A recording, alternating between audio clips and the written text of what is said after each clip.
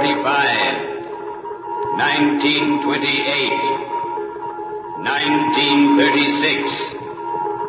1929, 1944. Years of radio. The listening years. Years when CBS brought you the sound of history, of great events. Events made more vivid and unforgettable because when they happen, as they happen, CBS is there. Tonight for National Radio Week, CBS is there recreates actual broadcasts of notable events selected from the listening years.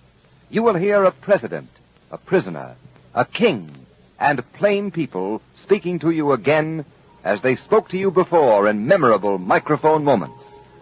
And now, with John Daly as narrator, The Listening Years. CBS is there.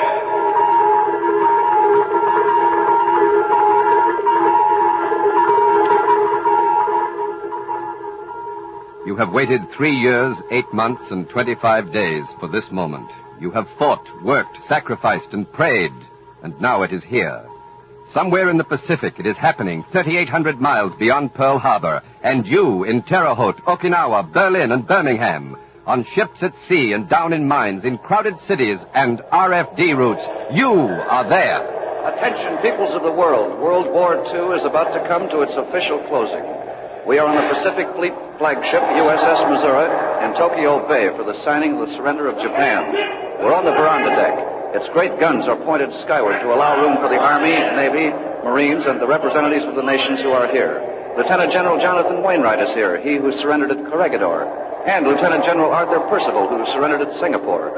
With the Supreme Commander of the Allied Forces, General of the Army Douglas MacArthur, and with him the Admiral of the Fleet Chester Nimitz and other dignitaries. General MacArthur is now facing the microphone. I now invite the representatives of the Emperor of Japan to sign the instrument of surrender at the places indicated. Shigemitsu, foreign minister of the Japanese government, is stepping forward now. Shigemitsu, we see, it's a wooden leg, apparently. He pulls the chair back. He's about to sit down. He takes off his silk top hat, pulling off his gloves, long yellow gloves. General MacArthur is waiting. He's looking down at Mr. Shigemitsu. Mr. Shigemitsu looks at his watch for some reason, consults some papers in his pocket. He's looking for a pen. He's got another watch. He's checking 2 watches. Well, at last he's got a pen out, and he's preparing to do something, although he hasn't yet faced himself up to the surrender document. He's trying to get some ink out of the pen holder, which has no ink in it. Mr. Shigemitsu has some ink in his pen, and he's ready to sign the document. It's a huge thing, about 1.5 feet long by 1 foot wide. Printed up in beautiful gold type. I can almost read it from here. Mr. Shigemitsu is affixing his signature to the official surrender document. Here's another signature. Mr. Shigemitsu is doubly signing 2 documents here, of course. 1 copy for Japan, 1 copy for the Allies. Mr. Shigemitsu has signed the American copy. He's now signing the Japanese copy. I can almost watch him spell his name out. He's closing up his pen. Japan has surrendered, and there goes a flight of giant B-29s overhead. And now from the Pacific... September 1st, 1945.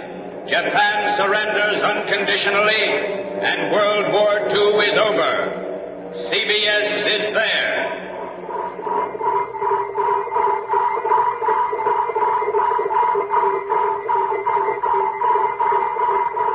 You're sitting with your ear practically glued to the horn of your loudspeaker. It's the very first time this has ever happened. Before, you've had to wait.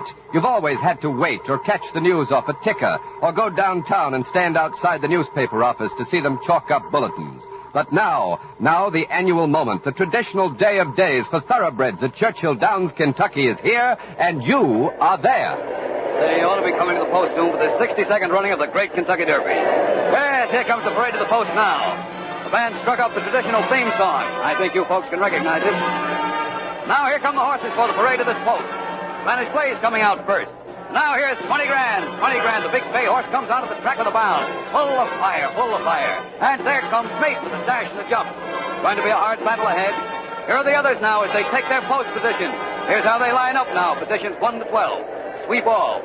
Anchors away. The Mongol. Ladder. 20 Grand. Spanish Play. Boys Howdy. In 8th position is Surfboard, 20 Grand stablemate. 9th, Pittsburgher. Then Mate, Prince d'Amour, and Insco. They're all in the gate now. First time they've used the bar starting gate in the Derby. Every horse is behaving like a thoroughbred. Now the fight. And they're off. They're off in a beautiful break. A beautiful break. Every entry clean out of his stall. And the Kentucky Derby is on. With Prince D'Amour right out there and cut from the start. So far, it's a good clean race. No bumping, no crowding like we saw in the preakness last week. It's still Prince D'Amour with Boys Howdy and Ladder neck and neck right behind him. And the rest are pretty well bunched. There's 20 grand way back, way back. There's your first quarter now, and it's still Prince D'Amour, but he's dropping off fast as they take the clubhouse turn, and here comes Sweetball around on the outside. Sweetball with Mate right in there. Mate very well up in there. Battling Sweetball, and 20 grand is still behind the bunch. 20 grand next to last as they straighten out around the clubhouse turn. Pittsburgh trailing far behind all the others in this classic mile-and-a-half run. And now they're leveling off for the backstretch. It looks bad for the Big Bay. It looks mighty bad if your heart's in there, but 20 grand, he's got it. He's got a lot of courage. But going up there through a crowd of horses in the backstretch, that can take the fire out of the best of them. Now they're hammering down for the far turn. Ladder is out there driving to the lead. Sweetball dropping back a bit. Here comes Mate going right up after Sweetball and Ladder, and they're starting around the bend in that order. Ladder, Sweetball, and Mate in contention. And here comes a thunderbolt. It's 20 grand. It's 20 grand driving in there, rushing up, rushing on through the field, through the whole field. It's 20 grand driving, 7, 6. He's in the clear behind the leaders. He's made it. He's cut through that field, and he's hammering at the leaders now. There goes Ladder. Ladder can't stand the pace. Ladder's dropped off, and it's Sweetball on top, and Mate right close behind. Now 20 grand ranging alongside, right up there with Mate. And they're roaring past Sweetball now. A furlong and a half to go, just a furlong and a half. And 20 grand and Mate are fighting it out in there. It's anybody's race. 20 grand's got the speed, but he's had to come from a way back. Don't forget that. And Mate's been going easy all the way. No. Mate couldn't take the grind. Mate dropping off. He's dropping, but here comes Sweetball again. It's Sweetball and 20 grand. And here they come down the home stretch. Here they come to the finish, and it's 20 grand. Sweetball, Mate, it's 20 grand. 20 grand all the way. It's 20 grand.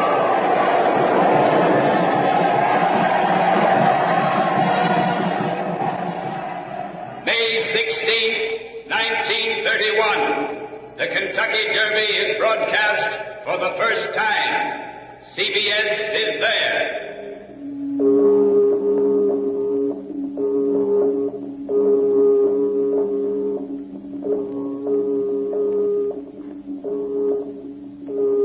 You are watching the last act of the greatest romance the modern world has known. How will it turn out? Will the king give up his empire or his love? He cannot have both. This is Antony and Cleopatra, Romeo and Juliet, Napoleon and Josephine. But this time, you don't have to wait for a Shakespeare or a Shaw to put it on a stage. This final curtain is real and now, and you in kitchens and beauty parlors and soda fountains, you are there.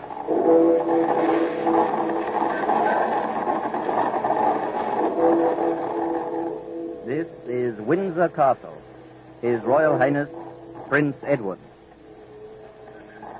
At long last, I am able to say a few words of my own.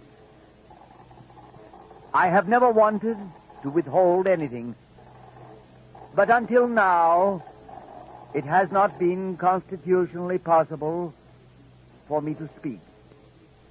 A few hours ago, I discharged my last duty as King and Emperor. And now that I have been succeeded by my brother, the Duke of York, my first word must be to declare my allegiance to him. This I do with all my heart. You all know the reasons which has impelled me to renounce the throne. You must believe me when I tell you that I have found it impossible to carry the heavy burden of responsibility and to discharge my duties as king as I would wish to do without the help and support of the woman I love. And I want you to know that the decision I have made has been mine and mine alone. This is the thing I had to judge. December 11th, 1936. King Edward VIII abdicates. CBS is there.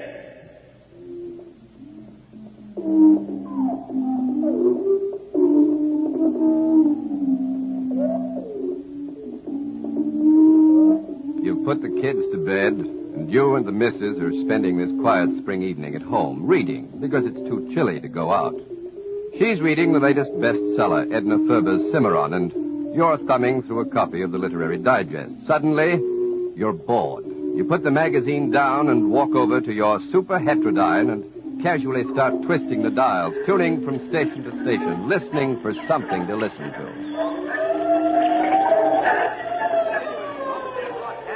Terrible fire at the Ohio State Penitentiary here in Columbus on the 21st day of April, 1930. The suspense of the moment is whether or not the firefighters can get into the burning wing right before me to unlock the two topmost tiers, cell blocks G and H.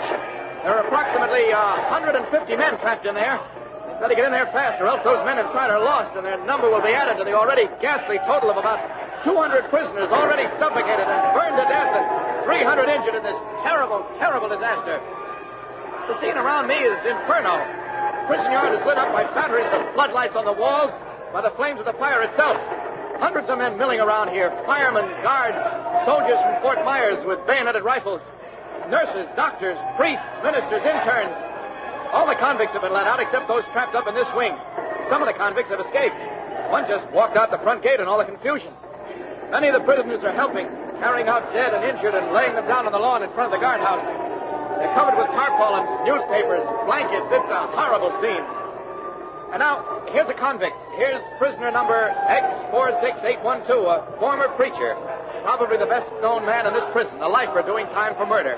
I'm going to ask him to describe what's going on here in Columbus, Ohio, this awful night of April 21st, 1930. All right, go ahead. Go ahead, talk. My eyes is looking out on hell here tonight. When the fire came in my wing, there wasn't any time to pull my brethren out of the cells. We couldn't get the poor sinners out in time. Now, they're bringing them out. Now, they're bringing my brethren out. My precious ones. The ones I've worked with, the ones I've prayed with, the ones I had tonight, the mess hall. They're bringing them out dead and dying like brands. What from...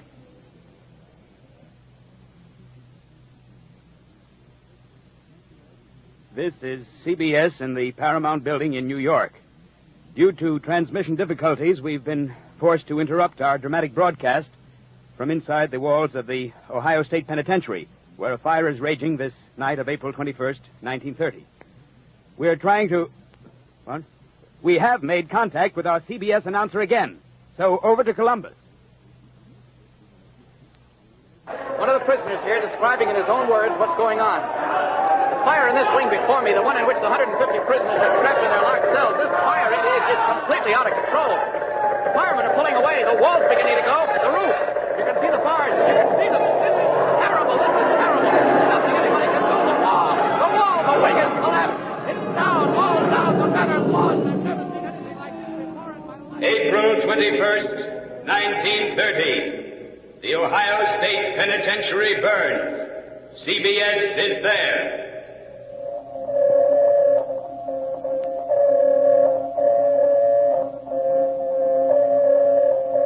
You're worried. There's a new frightening word. Depression. You're afraid you'll lose your job, afraid your bank will fail. You're afraid they'll take away your house, your farm. It seems as though the country is crumbling. But out of the rain... This is preeminently the time to speak the truth, the whole truth, frankly and boldly. Nor need we shrink from honestly facing conditions in our country today. This great nation will endure as it has endured, will revive, and will prosper. So, first of all, let me assert my firm belief that the only thing we have to fear is fear itself. Nameless, unreasoning, unjustified... March 4th, 1933. The first inaugural. CBS is there.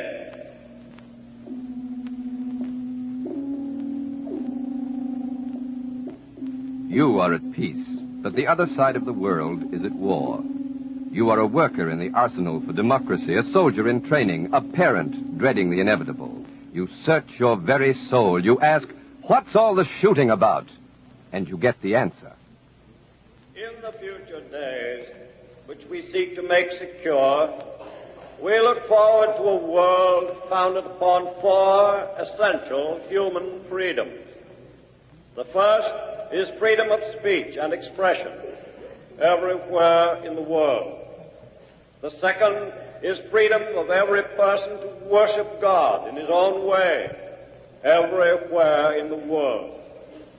The third is freedom from want, which translated into world terms means economic understandings which will secure to every nation a healthy peacetime life for its inhabitants everywhere in the world.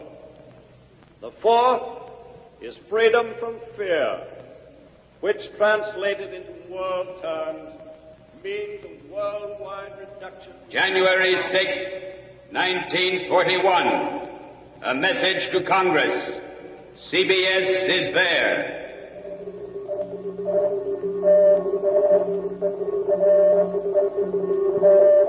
And now you are staggering from a cowardly attack. You're all fury and dedication to what lies ahead, and 140 million of you speak with one voice. I believe I interpret the will of the Congress and of the people when I assert that we will not only defend ourselves to the uttermost, but will make very certain that this form of treachery shall never endanger us again. With confidence in our armed forces, with the unbounded determination of our people, we will gain the inevitable triumph. So help us God. I ask that the Congress declare that since the unprovoked and dastardly attack by Japan on Sunday, December 7th, a state of war... December 8, 1941. The war message. CBS is there. Now the guns are speaking, tearing apart the fabric of your life. Now you are at war. There are oceans between you and your son and father and brother. It's Christmas, but there are empty places at your holiday table, voices missing from the carols you long to hear, and radio is there to knit you and them together again. Broadcast of transatlantic call, people to people. There's time for just one more shortwave conversation today. Kenneth Collins, 14, a fine, red-headed, freckle-faced American boy, wants to speak to his father in London. Is he there? Here he is, right in front of me. Go ahead, Colonel Collins. Hello, Dad. Yes. My gracious, your voice has dropped so, about a whole octave. Well, almost, I guess. What are you now, the head of the family? Yes, just about. Well, are you so big that you can wear all my clothes? Oh, yes. When you come home, there'll be just about one moth-eaten pair of trousers left. Oh, my. Oh, my. I hoped you'd got so big that you couldn't wear them at all. Oh, I will be soon. Is your mother there? What's that, Dad? What? I say, is your mother there? Oh, she's out in the studio, and she sends all the love, and so does Sidney. Well, is she just as beautiful as the day I went away? Oh, yes. Then can you feel just the way I do? Yes, Dad, Tell me, Kenny, how's the baby? Oh, she's fine. Did she pull over the Christmas tree yesterday? No, not quite. That's right. Just about, though. Yes, you used to do that. I did? Oh, yes, all the time. How's your behavior at school? What, Dad? Your behavior. How is your behavior? Oh, fine. Is it as good as mine was at your age? I hope so. Well, every generation is supposed to get a little better than the one before. Well, I couldn't be much better. Oh.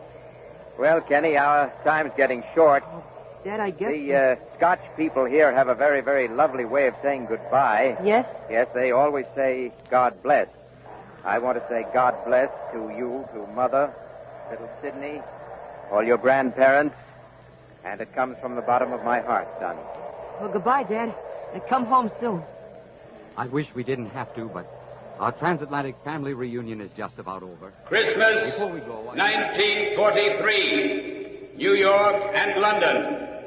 CBS is there.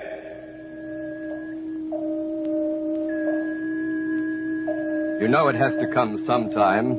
You know it must come. You know we have to start the road back to where they began because it will never be over unless we hit their own beachheads. And then while you're waiting, wondering when it will come, where it will come, it does come, and you are there. This is London. Under the command of General Eisenhower, Allied naval forces, supported by strong air forces, began landing Allied armies this morning on the northern coast of France.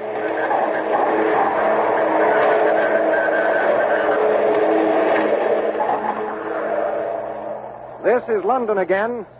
Actual recordings made across the channel during the invasion landings in the last few hours are beginning to come in from the war correspondents representing the combined American networks. We're going to play one of those recordings for you now. An actual recording, not a recreation. It was made at daybreak by George Hicks on an American warship off the coast of France under attack by Nazi planes.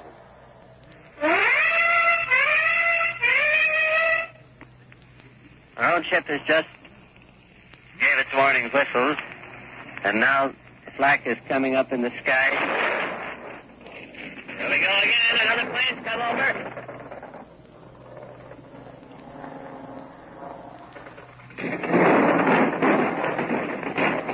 Right over our port side.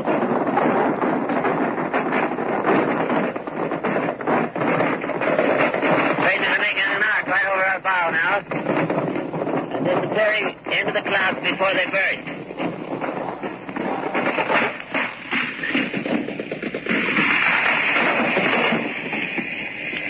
Trains are still going up, and now the plane is probably gone beyond.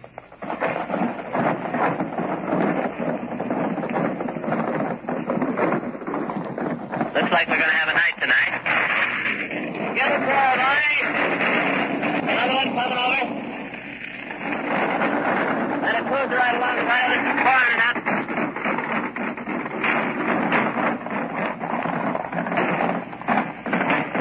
The stream of the tracer, hot fire, coming out of all the small ships, the large as well.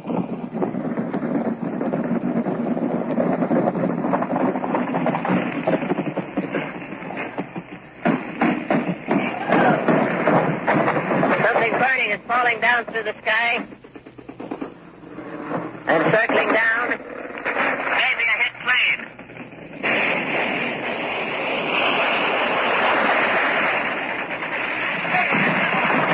There we go. They got one. They got one. They got it right here. Did we? Yeah. This one. Great blotch of fire came down and is smoldering now. Just off our port side in the sea. Smoke and flame there. You said it. What do you do? I need to pay this back.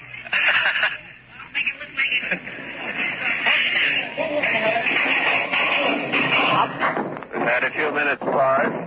The lights of that burning Nazi plane are just twinkling now in the sea and going out. When the tracers start coming in. June 6th, 1944. D-Day. CBS is there. 1945, 1931, 1930, 1943. Years of radio, the listening years, when the sounds of the world you live in began to come alive, to come into your own living room, your office, your car, ranging you with the great and epic moments of history, seating you at the ringside in the grandstand on the 50-yard line, making you neighbor and confidant of kings and cabinets, thrusting you suddenly and dramatically into the heat of breaking news, giving your government a voice and you a greater voice in government, to carry you on the worldwide waves of battle to victory and into the nervous tides of peace. And now, the very now, at this instant, while you wonder what the sound of tomorrow will be, CBS is where tomorrow is coming to be, where the news is breaking. CBS is there today, now. This is Robert Lewis speaking to you from the caucus room of the Senate Office Building in Washington. This is the second day of the reopened Hughes hearings, Committee Chairman Ferguson of Michigan is questioning an Air Forces official about the highly controversial F-11, the Hughes photo reconnaissance plane. The hearings, both yesterday and today, have been drab and dull compared to the wild scenes we saw in August when Howard Hughes, Johnny Meyer, and Elliott Roosevelt were in the witness chair. On the stand now is Brigadier General J.F. Phillips, wartime chief of the Materiel Division of the U.S. Army Air Forces. As we pick up the testimony by tape recording, Senator Ferguson is speaking to General Phillips. Did you discuss any men in public life about the plane? Oh, yes. Who? In the history of the plane, quite some time before that, there was a note from, as I recall, signed FDR, what is there in this airplane? Not the F-11, that was the D-2, as I recall. Yeah, but the history of it. The history of this plane. Well, did you discuss that with the group? I expect I mentioned that. Well, then it could have been that Riley... And so went the Hughes investigation today here in Washington. There was more news at the United Nations. For that, here's Larry LeSueur in New York. This is Larry LeSueur.